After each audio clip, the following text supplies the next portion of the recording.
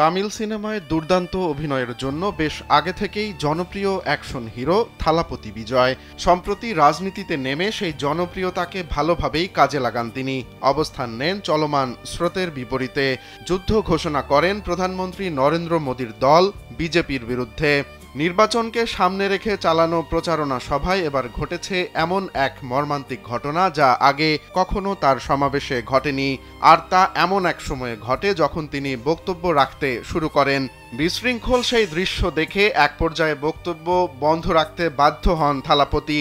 জানা যায় ভারতের তামিলনাড়ু রাজ্যের কারুর শহরে জনসভা করছিলেন তামিলাকা ভেট্রি কাগাজম বা টিভেকে দলের সভাপতি থালাপতি বিজয়। তার বক্তব্য শুনতে অধীর আগ্রহে অপেক্ষা করছিলেন লাখো জনতা।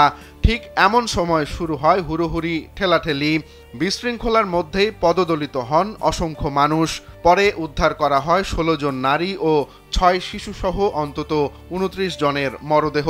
ভারতীয় সংবাদ মাধ্যম দ্য হিন্দু জানিয়েছে ওই ঘটনায় আহত কমপক্ষে ৫০ জন হাসপাতালে চিকিৎসাধীন রয়েছেন। বলা হচ্ছে প্রচণ্ড ভিড় ও হুড়োহুড়িতে অনেকেই জ্ঞান হারিয়ে ফেলেন। পরে হতাহতদের উদ্ধার করে হাসপাতালে পাঠানো হয়। এ ঘটনায় গভীর শোক জানিয়েছেন প্রধানমন্ত্রী নরেন্দ্র মোদী।